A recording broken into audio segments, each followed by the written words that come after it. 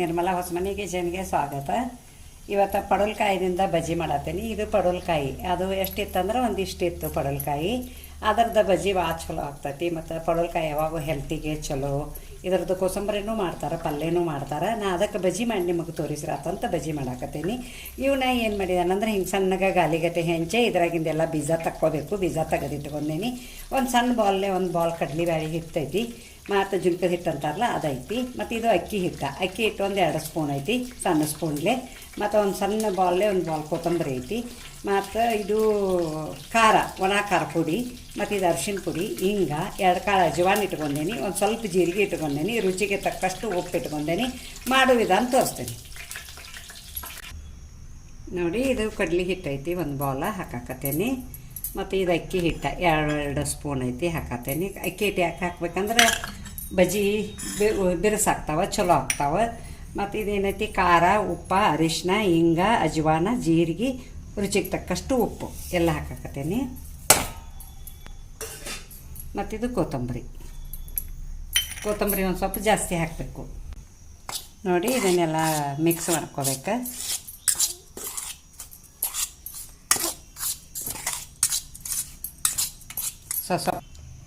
ಸ್ವಲ್ಪ ನೀರು ಹಾಕಿ ಮಿಕ್ಸ್ ಮಾಡ್ಕೋಬೇಕು.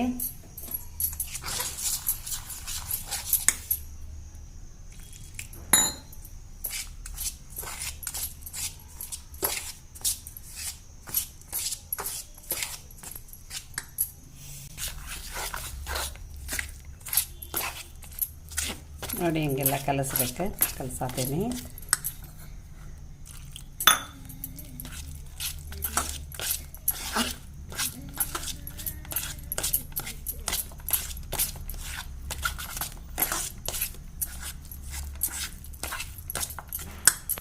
ನೋಡಿ ಹಿಟ್ಟು ಹಿಂಗೆಲ್ಲ ಕಲಸೇನಿ. ಇವು ಬಜ್ಜಿ ಹಿಂಗೆ ಎದ್ದೆದ್ದು ಕರಿಬೇಕು. ಕರಿದು ತೋರಿಸ್ತೇನೆ ನಿಮಗೆ. ಒಂದು 2-3 ಒಕ್ಕೋತೇನೆ ಇದ್ರಾಗನ, ಹಿಟ್ಟಿನಾಗನ.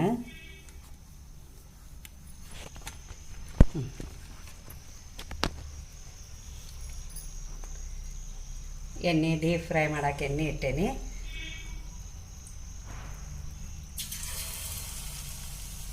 ನಾನು ಸ್ವಲ್ಪ ಗಟ್ಟಿ ಕಲಿಸ್ಕೊತೇನೆ. ಹಿಟ್ಟು ತಿಳುವಾತಂದ್ರೆ ಅದಕ್ಕೆ ಹತ್ಕೋಂಗಿಲ್ಲ, ಅದಕ್ಕೆ ಒಂದು ಸ್ವಲ್ಪ ಗಟ್ಟಿ ಕಲಿಸ್ಕೊತೇನೆ.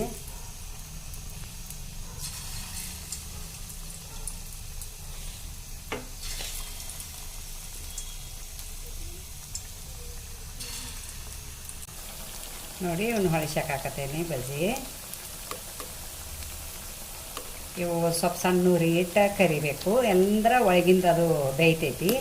ಇಲ್ಲಕ್ಕೆ ಅದು ಪಡವಲಕಾಯಿ ಬೇಯಂಗಿಲ್ಲ. ಮತ್ತು ಬಾಯಾಗ ನಿಮಗೆ ಹಸಿ ಅನ್ನಿಸ್ತೈತಿ. ಸಣ್ಣಗೆ ಉರಿಯ ಇಟ್ಕೊಂಡು ಬೇಯಿಸಿರಿ, ಭಾಳ ಚಲೋ ಆಗ್ತಾವೆ. ನೋಡಿ ನಾ ಮಾಡಾಕತ್ತೇನೆ ಸಣ್ಣಗೆ ಉರಿ ಇಟ್ಟು. ಇದು ರೆಡಿ ಆದ್ಮೇಲೆ ನಿಮಗೆ ತೋರಿಸ್ತೇನೆ. ಪಡವಲಕಾಯಿ ಬಜ್ಜಿ ರೆಡಿ ಆಗ್ಯಾವ. ಎಷ್ಟು ಕುರ್ಕುರಾಗ್ಯಾವ ನೋಡಿರ, ಮಸ್ತ್ ಪಳ್ಳಾಗ್ಯಾವ. ಮಾಡಿ ನೀವು ಒಂದು ಸಲ, ಮಸ್ತಾಗ್ಯಾವ. ಅದರ ಜೊತೆ ಚುನ್ಮರಿ ತರ್ಸೇನಿ. ಚುನ್ಮರಿ ಬಜ್ಜಿ ಸಾಯಂಕಾಲ ನೀವು ಮಾಡ್ಕೊಂಡು ತಿನ್ನಿ. ಈ ಪಡವಲಕಾಯಿ ಬಜ್ಜಿಗೆ ಒಂದು ಲೈಕ್ ಕೊಡಿ, ಶೇರ್ ಮಾಡಿ, ಕಮೆಂಟ್ ಕೊಡಿ, ಸಬ್ಸ್ಕ್ರೈಬರ್ ಮಾಡಿ, ಪಕ್ಕದಲ್ಲಿ ಬೆಲ್ ಐಕಾನ್ ಮಾಡಿ. Thank you.